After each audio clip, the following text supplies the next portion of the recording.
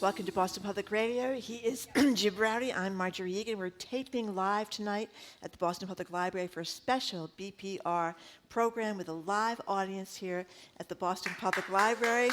So glad everybody came out tonight. We're also going to have some live music a couple of times throughout the night from the amazing Boston Arts Academy Spirituals Ensembles. So we also have light refreshments, as a lot of you have seen, beer and wine, although we forgot when we set this event up that our main guest is not a fan of beer. Here she is on our show back in August of 2018. If I'm being fully transparent here, I actually don't drink beer. I'm much more of a Scotch girl. so We're talking McClellan Ayanna Pressley, 18, top Scotch shelf. girl, apparently. Double barrel glass. So we aim to please here at Boston Public Radio. Sadly, we could not afford Macallan 18. We did the best we could. So here it is, Macallan 12 for the Congresswoman, Zoe Matthews. Thank you very much for the service. With us now, needless to say, is Congresswoman Ayanna Pressley. She represents Massachusetts' 7th Congressional District and is the #2 most influential Bostonian, according to Boston Magazine. Congresswoman, it is great to see you. Thanks so much for being here. Yeah, thank you. Thank you very much, Congresswoman, for being with us. And I hope you can take a sip or two and enjoy that wonderful, very fancy, what's that, one of those first edition, what do they call that? The single malt? Single malt? I think that's what it is. She looks happy, so I guess that... I'm grateful, yeah. So let's start right in with the news. You've been on a tour, 20-state tour with Senator Markey and Senator Warren talking about the Supreme Court ethics dilemma. What's the dilemma about, and what are you hearing? Yeah, well, the dilemma is that there is not, for the highest court in the land, which in this moment I believe its legitimacy has been considerably undermined, both in that they are consistently overturning the majority will of the people. They are far right, extremist, imbalanced. And we have to restore fairness, integrity, and legitimacy. No one should be able to be influenced. And certainly the recent reports regarding Clarence Thomas, I think, make that case. And I'm grateful to Senator Warren, who's introduced legislation specifically around ethical standards. And then Senator Markey and I have introduced legislation to expand the courts, which sounds perhaps to some radical, but there is precedence for this. It's been done 6 times before. So. Senator Markey thinks that Clarence Thomas should resign. I think Governor Healy does too. What do you think? I co-sign that. Okay. You know, Congresswoman, but I had issues with him long before now, so just to be clear. Way back to the New Hill hearings? Okay. Absolutely. I think a lot of people can agree on that. You know, one of the things we often go back and forth on when you're here is wonderful legislative solutions that at least I, as a voter, not a member of Congress, think don't have a snowball's chance in hell. You have a very different attitude about this thing. Expansion of the court is, as you say, not that unusual, but I can't see it getting 60 votes in the Senate and a majority in the House. It clearly would not get. Same, we had Senator Whitehouse here the other day, who obviously is pushing big time for ethics reform. Does any of this stuff have a chance of getting a majority and getting to the president's desk? Well, as you and I have discussed on a number of occasions, Jim, I do have an optimism bias. But also, you know, right now, I see so many policies that are a part of the national discourse and that are meeting the moment and that are, you know, moving, if not federally, on the municipal level and state level, things that people saw as very fringe. On the federal level, if I were to look at the executive action of student debt cancellation, people didn't think, you know, that had a chance or the president would ever respond to this coalition of multi-generational and racial coalition burdened by this nearly $2 trillion crisis from every walk of life. And he did act. I was in Cambridge earlier today announcing a pilot program building upon the success of the city of Cambridge's universal basic income program, which was, again, something that was considered very fringe, but is proven. And they used federal dollars that we delivered to pilot that, and it's been very impactful when you see us passing things like fair share, taxing. The millionaire's tax. Yes, here, the yeah. millionaire's tax. So I have an optimism bias, but I also have a strength of conviction. I have the intestinal fortitude, and I believe in the power of movements. And so the reason why we launched this bus tour, this Just Majority tour, in coalition with some of our siblings in the movement of justice, who represent the organizations of some of the most marginalized in this moment. Because when you look at what's happening with bodily autonomy and reproductive rights and those attacks on women's health care, it's all connected, right? The attacks on the trans community or on gender affirming care, the attacks on voter suppression and anti-Black rhetoric and policies.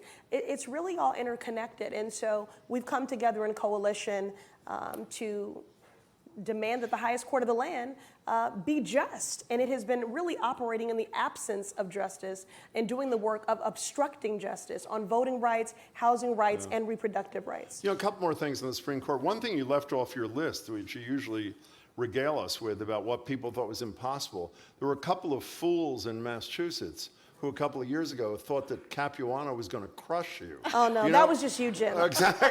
Well, it may have been, well, maybe it was me. I don't know if it was just me.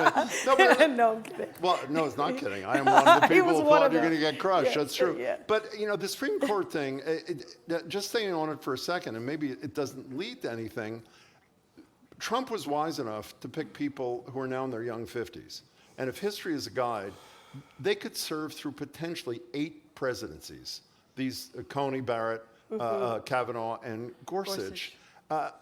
There seems to me, again, as an outsider, that there's not a sense of urgency. There's you, there's Warren, there's Markey, there's White House. But there isn't this, Biden's not talking about this all the time, and he's got a pretty powerful bully pulpit. So despite your optimism, it doesn't seem like reform is going to be visited on But I these think, men and women anytime well, first, soon. let's be realistic about the legislative process. It is very rare that, your first bite at the apple, that you're able to move a bill. You are slowly building consensus and coalition. Yeah.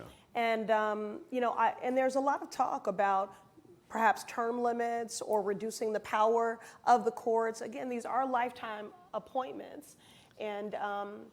And although they're not elected by us, there should be the highest ethical standard for the highest court of the land and ultimately some accountability, because they should not be partisan. What's been happening with the Supreme Court, and unprecedented has truly been the word du jour for the last 4 years, but it is unprecedented. They have been legislating from the bench. So, Well, one of the things I think it would be interesting politically is that I think a lot of Republicans who are against abortion now have seen the blowback, and they've seen these votes in places like Wisconsin and in Kansas and Kentucky, where people have gone to the polls and said, I'm so glad you raised that. yeah, okay, well, Yeah, I wonder yeah. whether the fear of certain Republicans, even though we saw Ron DeSantis just push this 6-week abortion bill down in Florida, but the fear of losing elections over abortion rights might at least change the politics. Well, look, you invited me, so I'm going to be partisan. Okay. So let me just say this. Democrats have 2 years to make the affirmative case in the House to get the gavel back, and of course to keep the White House as well in 2024. And our argument certainly can't be that we're not them. But I would say that they strengthen our hand because you use the word fear. That is central to everything that they do. Yeah. The chaos and the confusion and the fear-mongering and the hateful policies and legislating. Are you kidding me? Everything going on in this country, everything that our families are dealing with, and still recovering not only economically from the pandemic, but psychologically. The layered crisis that we're managing, the attacks on our civil rights and civil liberties, bodily autonomy, all these things are being threatened. And what they're putting forward are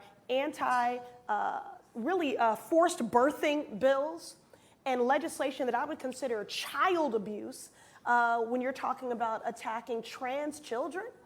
Even the Utah governor had sense enough to say, listen, there's 4,000 student athletes, right? High school athletes. And then I think 4 of them were girl. It's like one trans girl. One trans girl, Yeah. right? So anyway, so they use hate in everything. They fearmonger, they legislate hate, and from the lower courts all the way to the Supreme Court. And that's what's so dangerous about this. They have become accomplices. They have become co-conspirators, proxies for this extremist MAGA agenda. And again, because only Democrats are asked, are you willing to be bipartisan? Look, I'm willing to sit at the table and work with anybody in the name of progress. My Post-Disaster Mental Health Act bill, signed into law by President Biden, had more Republican co-sponsors than Democratic co-sponsors. I'll sit at the table and work with anyone in the name of progress. But they have proven themselves over and over again that they govern with chaos and confusion. That isn't a residual effect. That's their strategy. That's how they started this 118th Congress with 14 ballots to elect their speaker, and the deciding vote was George Santos. So if that doesn't tell you something, about the ineptness, yes. They are active in sowing hate and division and misinformation, and they do a disservice to the American people because they're governing from a place of contempt and callousness and cluelessness instead of compassion and responsiveness. If people don't know George Santos, he is the congressman that's lied about every aspect of his life. And if you're going to lie about your sports prowess, I'm not sure you'd say that you were a volleyball champion. That would be the place that you necessarily go. But that's right. I can't keep up. You can't keep up because there's so many lies. I can't keep up. There's a lot there. But can I just say who we are? By the way, we are at Boston Public Library for Boston Public Radio After Hours. We're talking, obviously, to Congresswoman Ayanna Pressley. Thank you for leading the applause, Congressperson. And by the way, we should have made clear, while during the first segment, Marjorie and I have the privilege of asking questions here, when we come back after some music, you get to ask questions of the Congresswoman. What you do is you fill out a card, which I believe you have in front of you. You walk over to that woman, our colleague right there, Hannah, hand her the card, and unless your question is really a lunatic question, there is a very good chance, and maybe even then, there's a very good chance that you will get to speak to the Congresswoman directly yourself. Jim, speaking of lunacy, I just have to take a moment. It's one of my favorite topics. Speaking of lunacy, as we're talking about bans on bodies, again, all of these, the violence, the oppression, the marginalization, the denials are intersectional, and in the midst of bans on books, right. And an erasure of history and looking to roll back representation, we have to give it up to the BPL and those in the library sciences here, and the entire team and staff here, from security to the coffee house folks, and to our librarians. Thank you for everything that you do. Couldn't agree more. So you attempted, I don't know what you exactly did the other day. You went to the Senate, is that correct? Yes. Okay, you're not a senator, you know that, correct? Not yet. Not yet. Okay, well, wow. Okay, let's get back to that. No, Jim. Excuse me, I didn't make the face. You made the face. Okay, Congresswoman, why'd you go to the Senate the other day? Yeah. Jim brings out the crazy in me. Thank you. That's right. All right. It's a beautiful thing. Too. Thank you. Okay. So I introduced legislation to pass the Equal Rights Amendment. It's been over 100. Y'all should be clapping on that because, and this is very simple.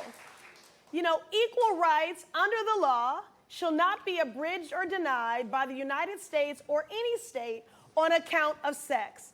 For 100+ years, we have been fighting for gender equality to be enshrined in our Constitution. We're not reflected in the founding document of this country, despite all that we do to preserve this democracy, what we do on the ballot, at the ballot box, the contributions we've made to movements, to community, 100+ years. So my legislation would do away with the arbitrary deadline. So in 1972, it was passed, but with an arbitrary deadline for ratification.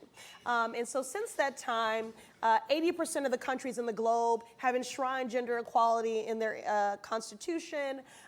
35, it might be 38. Is 38? 38. Yeah, have met the ratification. 3/4 of the states have ratified. 3/4 of the states have ratified. And so the women of this country have done their job.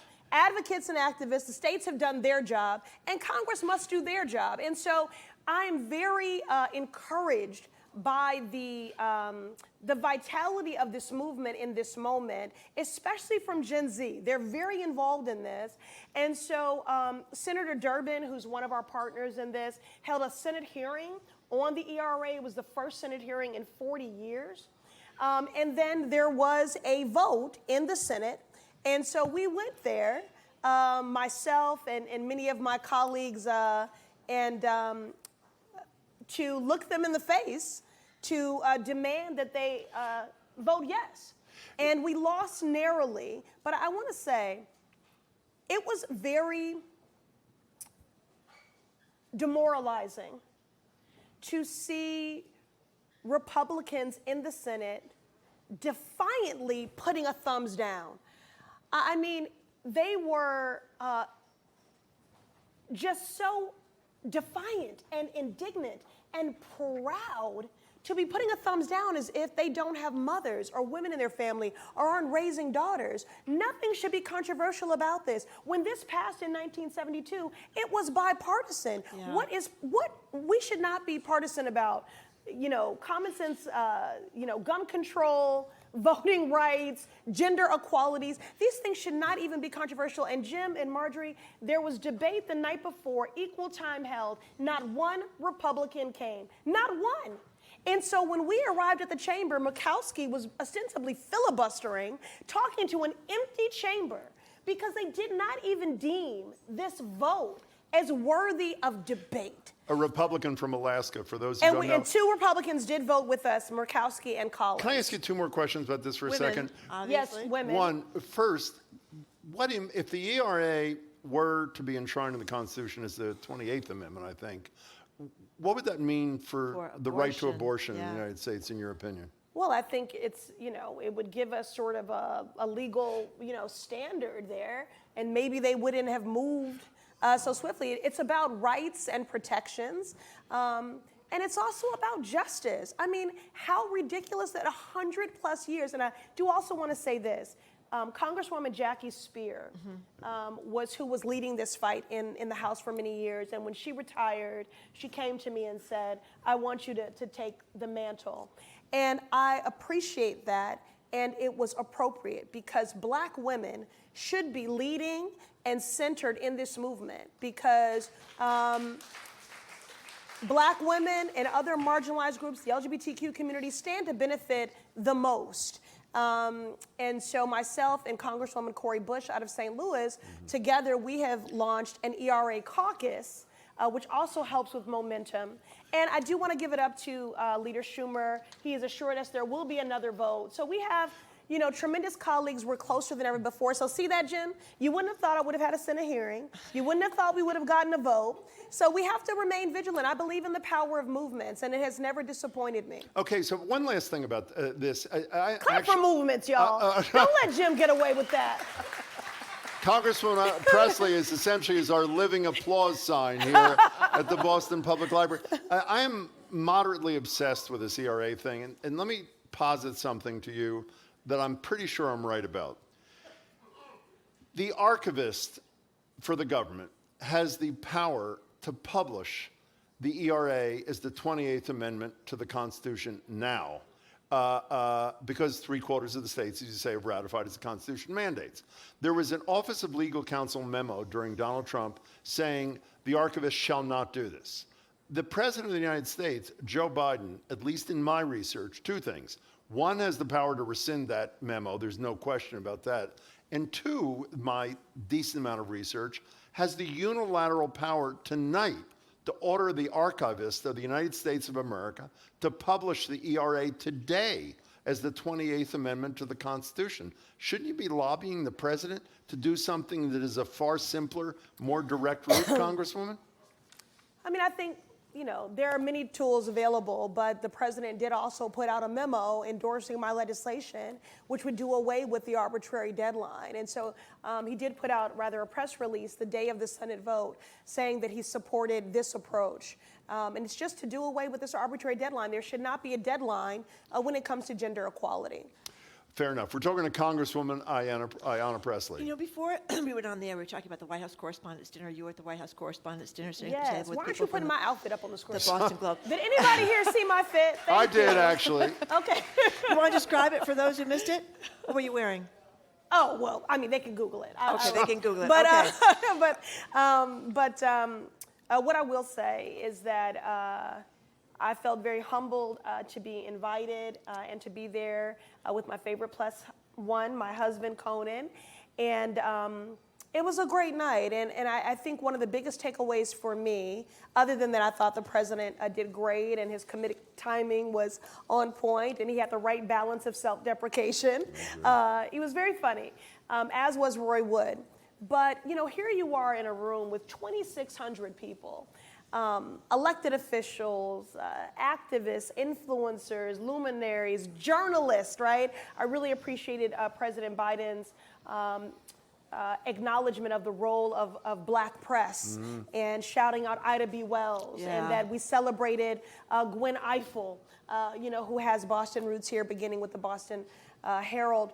But the takeaway for me for the night is that, you know, it's 2,600 people and it's very congested, and you'll see these random sort of lines of people waiting to talk to certain people. And the people that had the longest line at this Correspondents' Dinner, which again is another reason why I'm so optimistic and hopeful, Jim and Marjorie, were Representatives Justin Pearson and Justin Jones. Oh, that's great. My gosh. They had The Tennessee members of the House. two members That's of the great. Tennessee Three.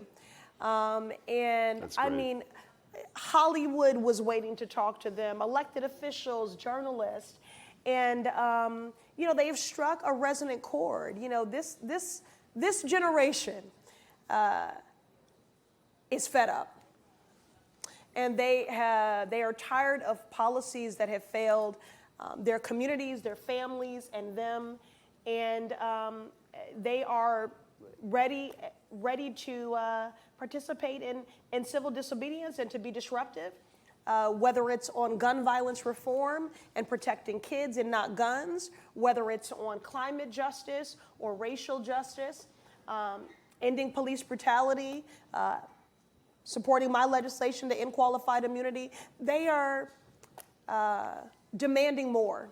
And they're of still us. in their 20s, right? They are in their late 20s, both of those young Well, representatives. imagine, I mean, so Yeah, let me just say this. Representative Justin Jones and Representative Justin Pearson, imagine that they have been democratically elected. They were unjustly ousted for breaking decorum. We want to talk about decorum in the wake of the massacre of kids. I mean, outrageous. And they were treated differently than their The white woman. their good colleague. And she did Justice say it was because she of the did color say of her that, skin. and Al in this fight. But I want you to know that the attacks on them have not stopped. I mean, they were stripped of committees. And they raised $1 million in 3 days, and they have changed the campaign finance rules just with them, that none of that can be used towards their specials in their re-elections. So they'll establish a PAC, you know, that will work to advance the movement and the cause of common sense gun reform. But what happened to them is really an attack on black leadership. Elected leadership and representation that is happening in state legislators that are Republican-controlled throughout the country. And I do just want to shine a spotlight on that because they are not anomalies. This is a systemic backlash. And if I could be so bold as to say, to put black folks in their place. I mean, that's really what is happening in some of these state houses that are Republican controlled. And so I'm sorry that they had to experience something so dramatic to shine a light on that, but I'm working very closely with them. And in fact, Rep. Pearson has ties to Boston. I know. Union. Doesn't he attend church on Yes, Zoom or Union, something? Yeah. Union Yeah. Church in the South End is his home church. And of course, one of the things that didn't make it into a lot of the stories the reason they were so frustrated and went up with the megaphones is because their microphones were shut shut off. off. So they're trying to argue about this massacre of these children, and they were silenced. And so they said, "Well, we've got to do something," and they were silenced. But I want to And also, I want to say something about their, these extraordinary black lawmakers. They are also incredibly humble. And in this, we were all concerned about them. We were concerned about their well-being. We were concerned about their safety. And what they were most concerned about was that their constituents were going to be disenfranchised. That's what they cared the most about. And so that's what gives me hope. So I mentioned the White House Correspondents' Dinner because President Biden made a couple of jokes. Here we have some sound. He's been asked constantly about his age. So here he is talking about 92-year-old Rupert Murdoch, who owns Fox News and the Wall Street Journal and a lot of other news media organizations all around the world. This is President Biden on Rupert Murdoch at the White House Correspondents Association dinner. You might think I don't like Rupert Murdoch. That's simply not true. How could I dislike a guy who makes me look like Harry Styles? Call me old. I call it being seasoned. So I just want to double check. You support President Biden's in his re-election efforts, and what about the age issue? Oh, I think President Biden and Vice President Harris, they've made a compelling case. The legislation that they've been able to move is going to be transformative. I mean, everything from the American Rescue Plan, the CHIPS legislation, to bipartisan infrastructure bill, to the Inflation Reduction Act. I mean, the child tax credit, although we need to make that permanent. I'm just a firm believer that ultimately I want people to support, well, again, I'm being partisan, Democrats, and to vote not because they read a press release and saw a story about what we're doing, but because they feel the impact tangibly in their lives all around. And that's as more of these monies are distributed and people really start to see them showing up in the infrastructure of this city, resulting in cleaner energy and so many other things.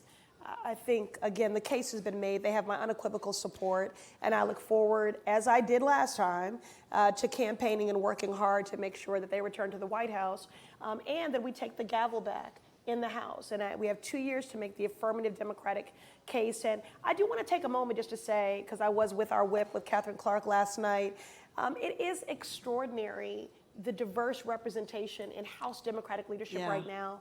To have Hakeem Jeffries, as our leader, Catherine Clark as our whip, Massachusetts' own, and Pete Aguilar as the chair of our caucus is a very powerful statement and representative. You're not concerned at all about having an 86-year-old president if he serves the full second term? Honestly. Jim, how old are you? You're pretty sharp. I'm pretty old. Pretty old. But you know what the difference is? I'm not running for president. You know what I mean? Thank God. Unlike somebody running for the Senate, if you know what I mean. Let me say this. Running for president? I'm no.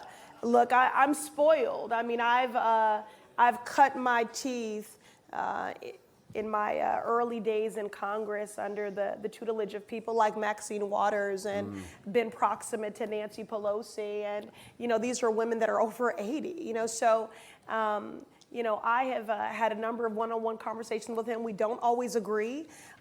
He also has a strength of conviction. And believe me, he's very lucid. He is very sharp.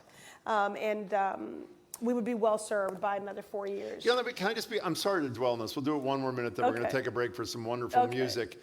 If he was running in front of a board of directors of a corporation at 80-something to be the CEO for 4 more years, my attitude would be, go get him. If he wants to, whatever that, this is the one job in the world that I would say, I assume you'd agree, the hardest job in the world, the most stress, the most... Absolutely. So is there not a piece of you, despite your... And by the way, I agree, his legislative accomplishments are stunning, considering the division in Congress. Is there not a piece of you that is concerned about the age he will be in the latter half of his second term? I mean, I'm sure there is. Well, let me just say this. I'm asked all the time about my own weariness at the ripe old age of 49 in this work. And you know, I always tell people that I don't have the luxury of being cynical or being apathetic. I've been governing during some of the most consequential times. And he has been president during some of the most consequential times with the most unprecedented challenges in our lifetime. And he has met the moment. So I feel battle tested, and I know that our president and vice president are. Fair enough. We're talking with Congresswoman Ayanna Pressley, who represents Massachusetts 7th District. We're going to take a quick break, and when we come back, we're going to bring up Michael Bradley from the Boston Arts Academy to introduce Were you in for a these treat? fantastic young kids, well, teenagers, young men and women, let's put it that way, who perform as part of the Spirituals Ensemble. You're listening to Boston Public Radio at the 89.7 GBH, taping live from the Boston Public Library for a special BPR After Hours. We'll be right back.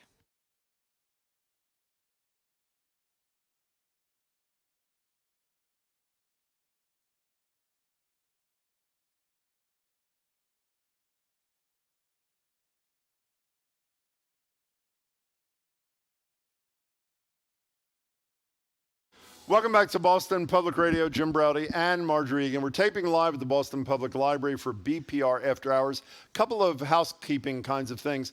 We just found some photograph of some woman at the White House Correspondents' Dinner. Can we put that up? Wow. Oh, my God. Who is that woman? In any case, that's one. Two, we want to acknowledge somebody else here. The general manager for news at GBH. There she is, Pam Johnson, our boss who makes this all possible. And reminder again that the cards that are on your table, or Hannah has or something, I know some of you have filled them out. If you want to ask a question of the congressperson in the next segment, please give them to Hannah. We're going to sort through them. We'll get to as many as we can. We're obviously talking with Congresswoman Ayanna Pressley. And before we continue with that discussion with her and invite audience questions, you are going to hear some music that is otherworldly, literally and figuratively. Joining us on stage is Michael Bradley from the Boston Arts Academy. He's the director of their Spirituals Ensemble. Michael, it's great to have you here. Thanks so much for joining us. Thank you Oh, so we are much. thrilled. We are thrilled to have Thank you you. here. As we said to you before the show began, we saw these young men and women at the memorial for the great Mel King, who passed Yes. away just a few days ago, did such wonderful things for the city, and we were just besides ourselves. So we had to make sure we got you here today. So for people who don't know, tell us about the Boston Arts Academy, what it is. Okay, awesome. Well, Boston Arts Academy was started in 1998. It was from a great call from parents in the community who wanted to have a public arts high school for the children that live and thrive in the city of Boston. So they came together in 1998 and they started the school. We are now celebrating 25 years this year of being together. And in that time, we have achieved amazing and awesome programming. We are a school that has 4 majors and 10 programs, maybe 11. We are adding constantly. We just added a new one that'll be starting this year called Media, Entertainment, and Production. And so we study dance, theater, music, and visual arts and design. Students from all over the city. We are the only public high school for the arts in the city of Boston, and we service just under 500 students in a brand new building that was given to us by the city of Boston, by our former mayor, and we are just really excited to be back in the Fenway area again. I have the awesome privilege of leading the music department with my colleague Greg Holt. It's just so awesome to be doing this work with these children. And one thing I can say is that our school is so unique because it's the only place, I think, where our children get to do 2 to 3 hours of art at a minimum every day. And I don't know if it's a good thing for them or a bad sometimes, because we do work really, really hard. They work really, really hard, which you're going to see some of that work today. And I think it's a blessing for me to be able to teach them. I learned from them, and I think all of our faculty and staff would say that we learn just as much from our students as they learn from us. Congresswoman Pressley, we've heard from a fairly reliable source. You're a huge supporter of the school, no? Yes, absolutely. And what's the thing for you? What captures you? Well, the students are gifted. They are committed. Yeah. And I think they brilliantly honor the legacy of Elma Lewis, an incredible arts educator for whom I believe is deserved a building named in Yes. her honor. I want to just say that. And also, I'm with a number of these young people and some of the incredible alum like Danny Rivera. I do believe in this sort of idea of art is political. It stokes the consciousness, it reflects the consciousness of the time. There would be no civil rights movement, which we are still very much in. If you think about Coretta Scott King studying at the New England Conservatory and singing the freedom songs of the movement, I think it just proves that everyone has a role to play. Some people are going to pick up a paintbrush. Some people will use their limbs. Some people will pick up a pen. Some people will spit a verse, or write a rhyme. We all have a role to play. Weren't you a choir kid? Didn't I read that Well, somewhere? I grew up in the church. Okay. So yes, of course. But the other thing is that I love that. So not only, I think our young people often come into this world with creative and artistic gifts, and they're discouraged from cultivating and nurturing those gifts because people will tell them that ultimately you're not going to be able to make a career of that. And I just love that the Boston Arts Academy sets all of that on its heels and says, we see you, we're going to celebrate, cultivate, and nurture these gifts, and they are going on to make tremendous contributions in our city and our Commonwealth and our country. But I love it because art is political, and I also love that they are nurturing the arts at every level. Sometimes people are focused on song but not dance, and song and dance but not the performing arts. Yeah. They do it all. So, Michael Bradley, tell us a little bit about the ensemble and how it came to be. So the Spirituals was actually formed over 10 years ago by our now assistant head of schools, Tyrone Sutton. They are a group that was born out of the desire and need to keep the true essence of the foundation of American music alive.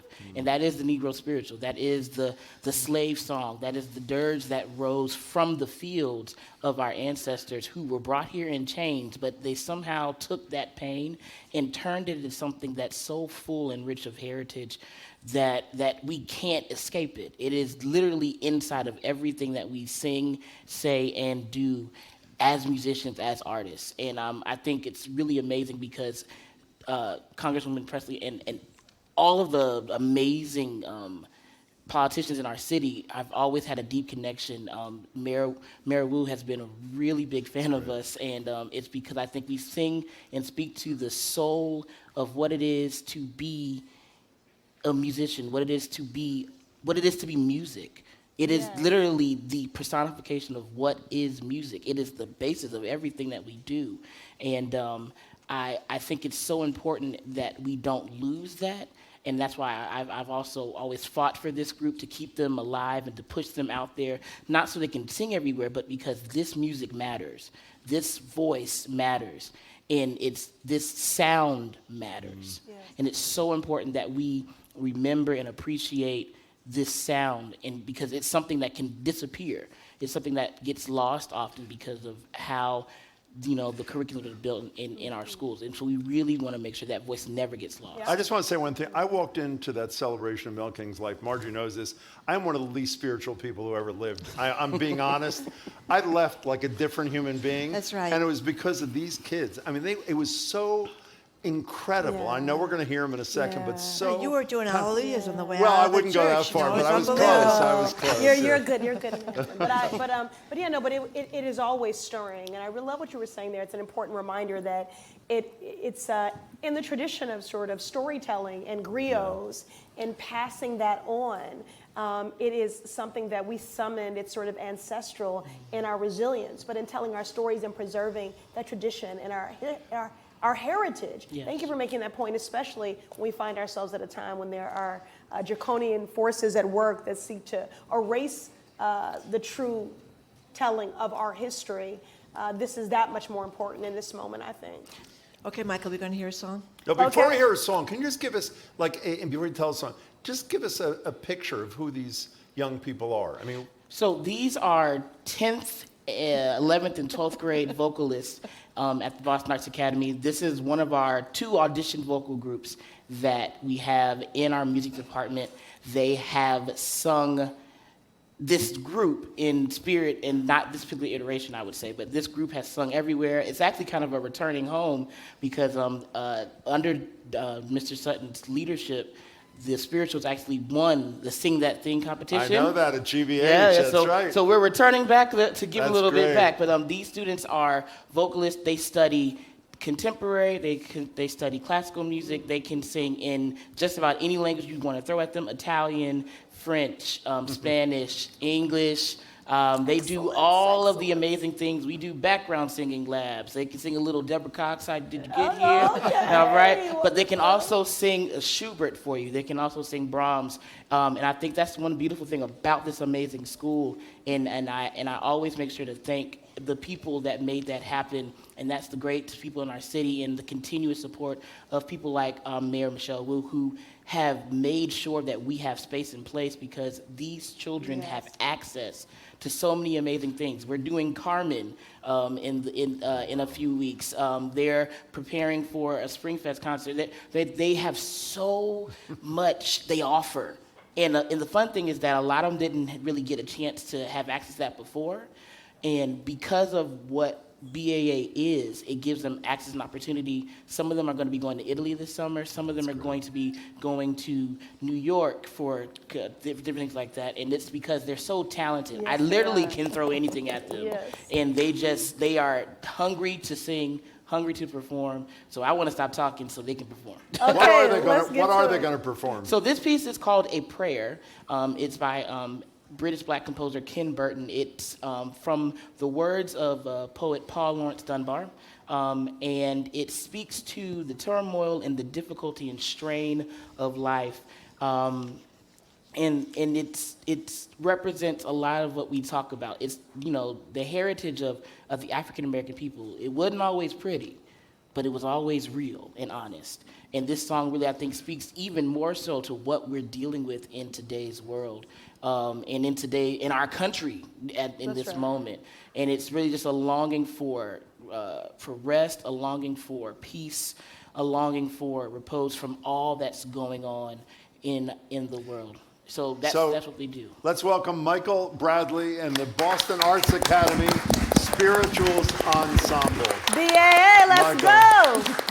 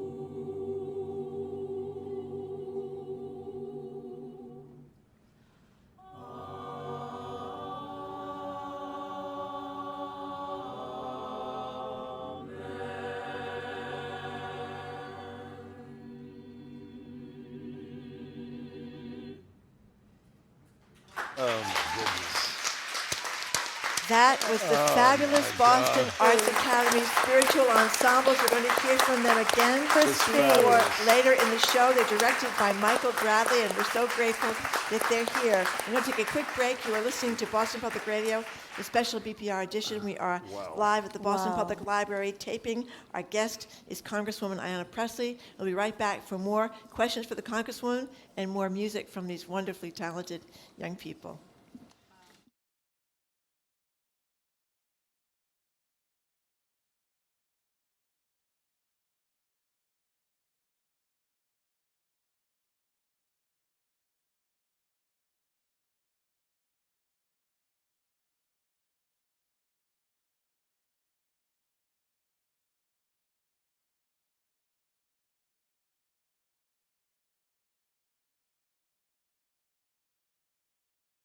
Welcome back to Boston Public Radio. Jim Browdy and Marge Regan. You're listening to a special BPR After Hours taping of the show from the Boston Public Library. Our guest for the whole time here is Congresswoman Ayanna Pressley, representing the 7th Congressional District. We're going to hear more from the Spirituals Ensemble before we leave tonight, so do not leave, believe me. They are truly, it's A spiritual experience. Yes, truly. it was. It is a Thank you, spiritual Congresswoman. experience. I would Yes, agree with that. correct. Now, we're going to let people in the audience have a conversation with the Congresswoman about whatever is on their mind. Is Desi here in the audience? Where are you, Desi? Desi, do you want to come up to the mic? Desi is approaching the mic. She's about 10 feet from the mic, 5 feet from the mic. There you are. Desi, you're on with a congressperson. Hello. Hello. Hello. With today's climate of injustice and hate, it's hard to turn on the news and consume media without feeling powerless to change the forces at hand. How do you stay hopeful, and what advice do you have for young people wanting to make a change?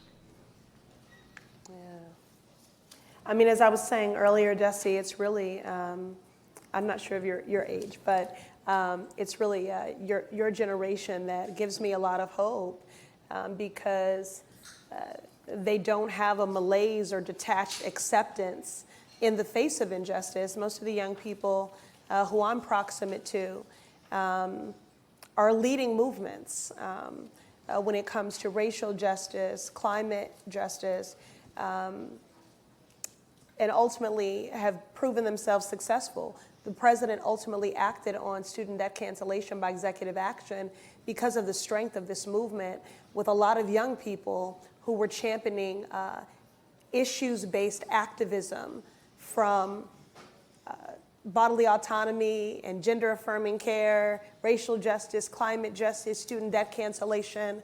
So, it's been my experience more often than not that government does not lead, it responds. And so it responds to pressure. It responds to movements and hold us accountable. I can understand how exhausting it can be given the layered crises that we're all navigating. But you are entitled to a future with clean water and breathable air and pursuing higher education and your dreams without being in permanent debt for the rest of your life. Being able to, if you want, to purchase a home in the community with which you were raised, to build wealth. You deserve a government and a world that meets you at your needs and your dreams. And so I know it can be dispiriting, but I will share this with you, and many people who know me know that I'm a sucker for a good affirmation. I'm no poet, but poetry is probably what I read the most, and so that is sort of a balm for a weary soul for me. I read a lot of Audre Lorde, a lot of Sonia Sanchez, Nikki Giovanni, Maya Angelou, but I also like affirmations, and so an affirmation that has really been anchoring me the last 4 years is this: I choose the discipline of hope over the ease of cynicism. And I choose fortitude over fatalism. It's just a reminder that hope isn't something organic. It is a practice. Desi, thank you for being here. We really appreciate it. Congresswoman, off Tessie's question, we read constantly about the mental health crisis among young people and the impact of social media. I know you have a teenager at home, and I know that other legislators are talking about restricting children's access to, whether it's after bedtime, to TikTok, Instagram, that kind of stuff. What advice can you give to parents that are dealing with young kids and some of the social media-induced crises of mental health? Well, our daughter Cora is 14 years old, and I worry a lot about the impact of the pandemic on our young people, the traumas they were already carrying in their emotional backpacks heading into learning communities has been exacerbated, by the pandemic, the isolation, the rise in clinical depression, anxiety, suicide ideation. And I would say for girls in particular, the influence of social media that cultivates this culture of chasing likes and of constantly comparing your body and your life to other people's very curated, filtered representation in these feeds. It's worrisome. That being said, I've also seen the ways in which social media has created a space for community and representation and empathy to help combat some of that isolation and loneliness that we can face as adolescents, but has been heightened given so many other variables in our society. So our daughter probably thinks we're a little strict on social media, if I'm being honest. But before Marjorie recognizes the second person from the audience, you mentioned in response to Desi's question the student loan forgiveness program that you and Senator Warren have probably been maybe the two highest profile advocates for. But we've discussed this before. If I can use a legal term, if the Supreme Court screws this program, what's Plan B? If they determine the president did not have executive authority to forgive $10,000 and $20,000 in student debt, what do you do?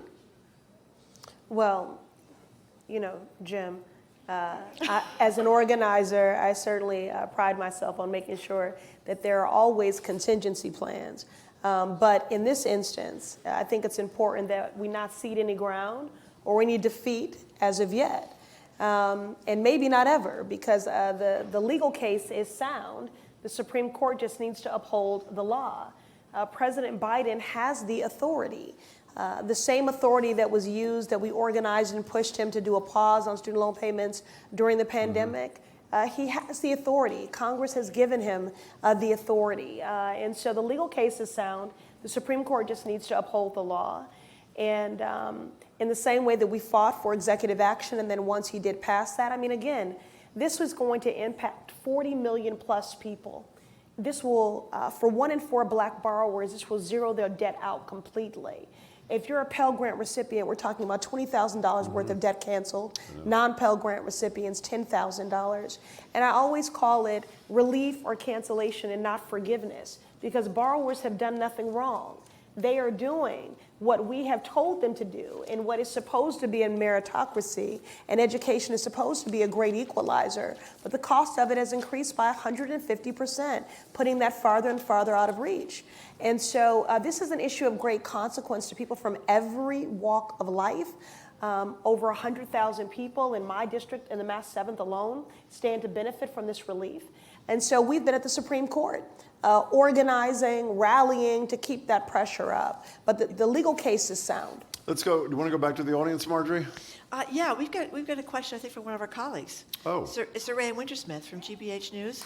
Here she Hello, is. Soraya. Hello, Soraya. I think this is cheating, Soraya, but we'll allow it anyway. Go ahead. But I'm going to go ahead and take advantage because Great. we're here. Good evening, Congresswoman. I want to revisit the conversation about age and lucidity and your eyes on the Senate.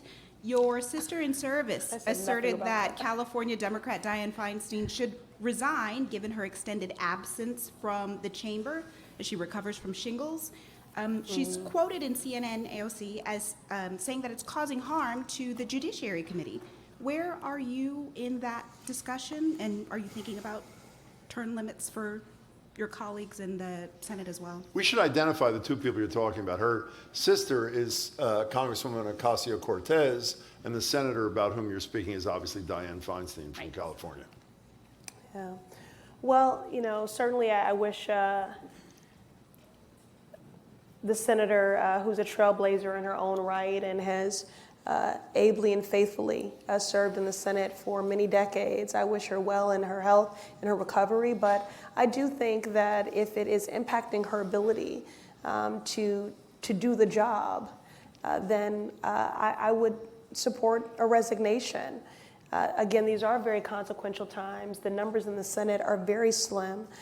The work of the Judiciary Committee, just as one example, like all committees, is very important, but again, especially in this moment. So. There you go. Any other of our co-workers who want to ask a question of the Congress? Okay, maybe not. I believe we have, is it Mehdi? Am I pronouncing that correctly? Mehdi, come on down. Welcome to the show, and you're speaking to the Congresswoman. Hello, it's an honor. We started this conversation about almost the attack of civil rights on the Supreme Court level. And I work very closely at the intersection of arts and disability here in Boston. Thank you. So with discussions around the rights for people with disabilities on the docket this fall in the Supreme Court, we just read about it in an opinion piece on the Boston Globe. Can you speak to what conversations Congress is having right now to protect the ADA and disability rights and justice? Well, first, thank you for what you do. And I do see all of these fights and issues as intersectional. And so I do seek to bring a disability justice lens to every policy that I advance and every vote that I cast. It's actually from the disability community that they directly shaped my practice of the people closest to the pain should be the closest to the power, driving and informing the policy making. I learned that from the disability community. And I would say with the disability community and the ADA, the same thing that I would say about women and reproductive rights in Roe. The ADA, to me, is really the floor. It's not the ceiling. And I think that, oftentimes that will be the only commitment to the disability community that elected officials will speak to when employment and housing discrimination is rampant, when there are policies in place that impact people's ability to get married, where many of our neighbors in the disability community and loved ones and family members are living below the poverty line. It's why I continue to fight also for home and community-based services. And I know that's a priority in the president's budget as well, so that people can maintain that independence depending on the kind of disability that they have. And I'm also a big advocate for those disabilities that are invisible. I want more of us, when we talk about racism and sexism, to also name ableism, because it is rampant, and we are very casual in the practice of ableism in society every day. So I'll just say at this time, I'm not privy to any specific conversations that are happening, but that is certainly a community and a voice that I seek to represent in every room that I'm in. And I'm grateful to the disability community, which has also embraced me as someone living with the autoimmune disease alopecia totalis, and the bullying and discrimination that I've experienced with that. So thank you for what you do every day and for your question. Mehdi, thank you very much for your question. Do you have another one, or do you want to? I do have another one, but I want to make sure we have enough time. Oh, to we'll hear have time another- for music. If we Okay, have a do quick question and a quick question. answer. This is from Marisa, I believe. Is Marisa available to ask her question? Hi, Marisa. Marisa Thank you. does not work with us. I want to be clear yet again. Go ahead, Marisa, Marisa. sorry. Thank you so much, Congresswoman. It's an honor. My question, I am a professional dancer and arts administrator in the city, and so we're very aware that the Mass Cultural Council has been active in advocating for a robust budget for the arts, including artists of color. You mentioned yourself that art is political, but so often we professionals can become entrenched in our own practice that we lose sight of our particular positionality in the larger landscape. So my question is, what role do you think the arts can and should play in the wider societal, cultural, and/or political conversation? I think it should be integrated. In my time on the Boston City Council, briefly I chaired the committee on what was then called Arts, Film, Humanities, and Tourism.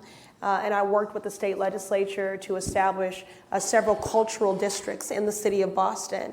I want the arts to be integrated in everything, both in our economy and our culture. But let me just say this. I think that we're selfish when it comes to the art. We want to benefit from artistic contributions, but we don't support the artist. And many artists are living below the poverty line. And so we need housing that is affordable for artists and their families, because people often treat artists like they are just solo in the world. And so if there are housing and work spaces or performance spaces that are affordable that they can live in, it's usually just for them.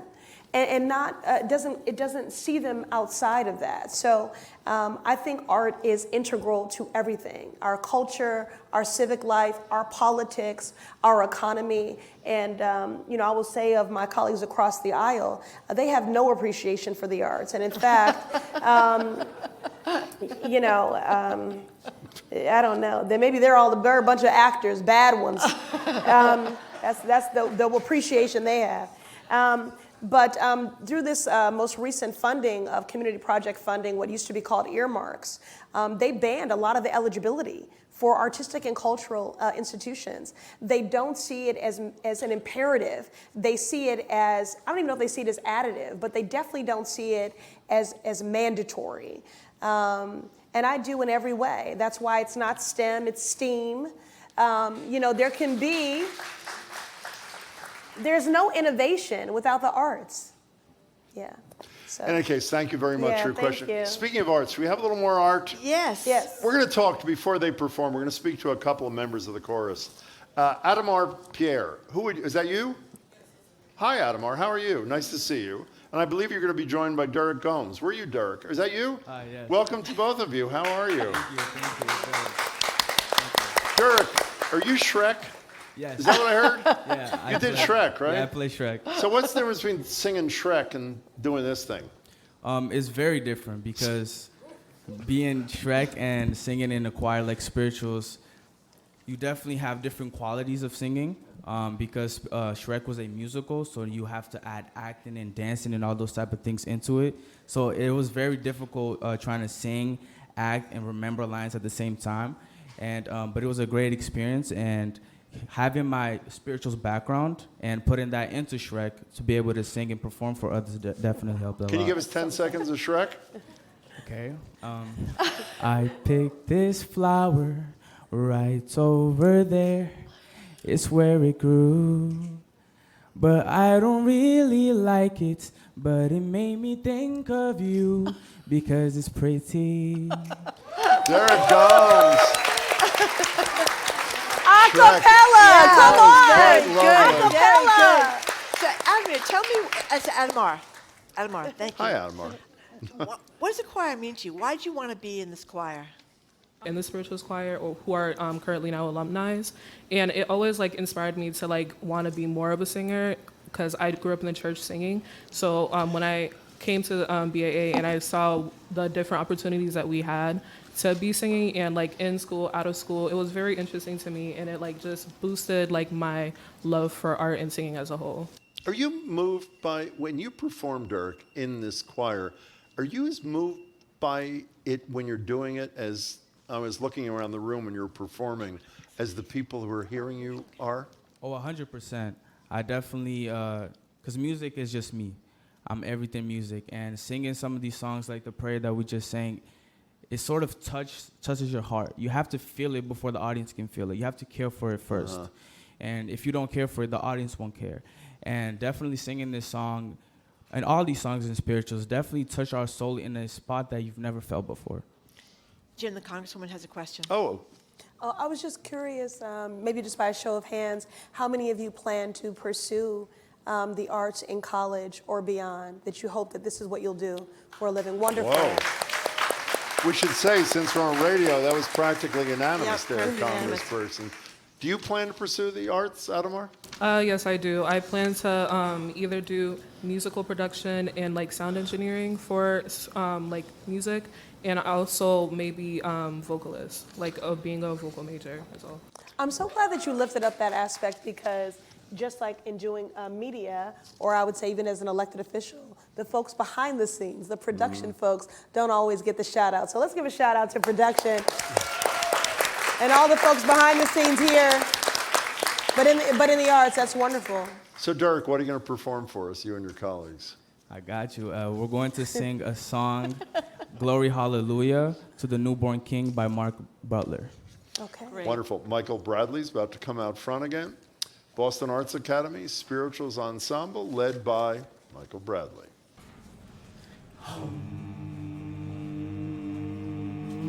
Hallelujah. Hallelujah. Oh, glory, hallelujah. Oh, glory, hallelujah. What do you call that? Wonderful counselor, wonderful counselor, glory, hallelujah. Wonderful counselor, glory, hallelujah. Glory, hallelujah to the newborn King. Hallelujah. Hallelujah. Oh, glory, hallelujah. Oh, glory, hallelujah. What do you call that? Wonderful counselor, wonderful counselor, glory, hallelujah. Wonderful counselor, glory, hallelujah. Glory, hallelujah to the newborn King. Hallelujah. Let me tell you, he was born in a manger, born in Bethlehem, the Son of the Most High God. And Jesus is his name. Hallelujah. Hallelujah. Let me tell you, he's the King of all nations, Savior, the Lord of lords, and he reigns forever.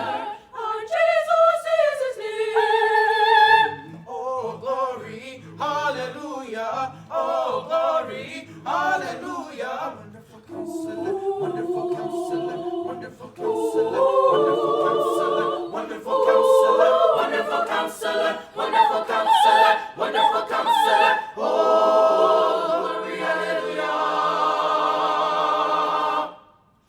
Glory, hallelujah. Glory, hallelujah. Glory to the newborn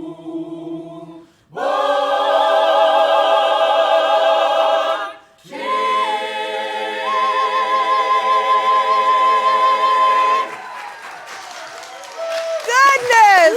Please get on your feet for these young people. Oh my The God! Boston Arts Academy Spirituals Ensemble, directed by Michael Bradley. And not only are the voices great, but the arrangement, Michael, is beyond belief. That was spectacular. Thank you Wow. so much. You know, So, we so- should thank a couple of people, by the way. The reason we were fortunate enough to have them here, Lee Pelton, who's on the board of GBH and the head of the Boston Foundation, Yes. connected us with Ann Clark, head of school. Maura Tai, I believe, is here tonight, too. And want to thank all of them for making this happen. And everyone, you were Yes. fabulous. We cannot thank you enough. And I want to being say here. this, My electives God. don't agree on everything, but Mayor Walsh, Mayor Janey, and Mayor Wu all agree on Boston right. Arts Academy. That's right. What an incredible return on investment, your greatness. Greatness. Thank you so much. Thank you for, and you know what actually I was reflecting on? I'm watching my district director over here, Eric White, and he grew up Catholic. And, you know, he worked with me in City Hall as well. And the first time I took him to Black Church, this was very akin to that experience. Yes. You know, so. I think maybe the black churches do it a little bit better, and I'm a Catholic. Shouldn't say that. Yeah. So how about one more question from each of us before we let people have a little joy before they go home tonight? Well, I just have one kind of serious question. You referred, Congresswoman, before to guns, and we talked about a survey today from Fox News, of all people, that said that over 80% of Americans, the numbers are phenomenal. They want background checks. They want waiting periods. They want ages raised. You can't be 18 and buy long weapons. They want red flag laws, all these things. So I just wonder, you talked about the impact of young people. You think about those Parkland kids that went to the mat to fight for a gun legislation. What do you think are the prospects with those kind of numbers? Again, whether you're talking about bodily freedom, whether you're talking about gender equality in the Constitution, whether you're talking about voting rights, whether you're talking about the public health crisis that is gun violence. This is a rural issue. This is an urban issue. This is a suburban issue. This accounts for, it's the number one killer, accidental killing of children in the home, killing by way of domestic violence, suicide, community-based violence, and of course, school shootings.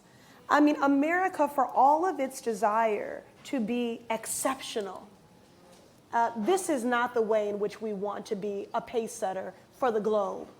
We are an anomaly. This tragic phenomenon does not occur anywhere else.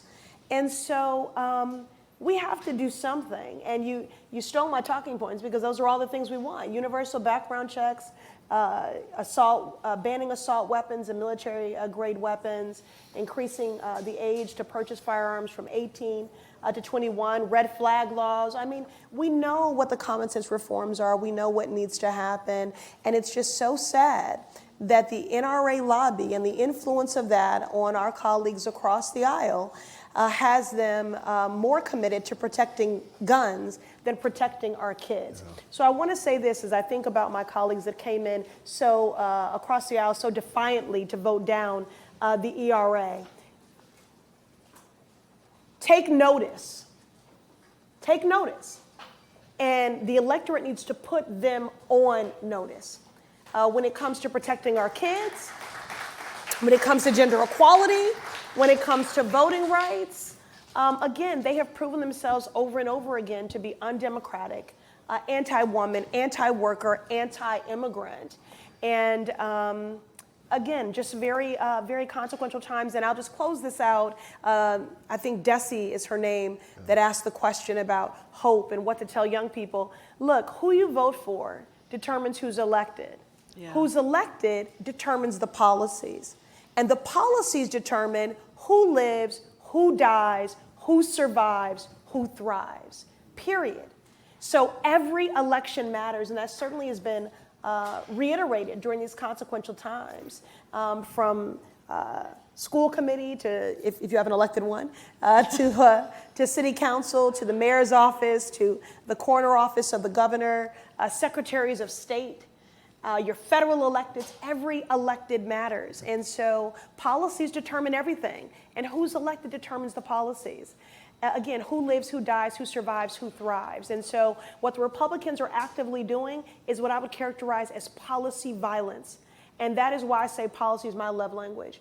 Because what I want to do while we're living in the present of legislated hurt and harm is prove that it is possible to legislate equity, to legislate healing, and to legislate justice. Okay, one last quick thing and then we'll let you go, Congresswoman. You're very generous with your time. I don't know if you saw Joan Vanocchi's column the other day, but based upon recent electoral results, here was the headline of her piece in the Globe, and I'd like you to answer her question. With women running the political show, facts. Is it over for men? So, I mean, that's a fairly straightforward question. Not as long as they support us. Fair enough. No, it's not. I do want to say it is incredible, the sea change, the paradigm shift. Sure is. But bear in mind, when we say that the number of women, particularly in our Commonwealth, serving in these elected leadership and influential roles are unprecedented, that doesn't mean that we yet have parity. Right. It's unprecedented, but we still don't have leadership parity when it comes to gender and race. And I think it's also important to note that this sort of representation was decades in the making. This has nothing to do with waves or flukes or magic. None of us is here by way of magic. We're here because we're damn good. Okay. On that note, we want to thank Congresswoman Ayanna Pressley for taking our precious time to be with us this evening. We really appreciate it. We want to thank everybody who came down to the Boston Public Library for this special edition for BPR After Hours show. We want to thank, of course, our crew. Wait, how about thanking these guys too one more time? Absolutely. The Boston Arts Academy and their spirituals ensembles Yes.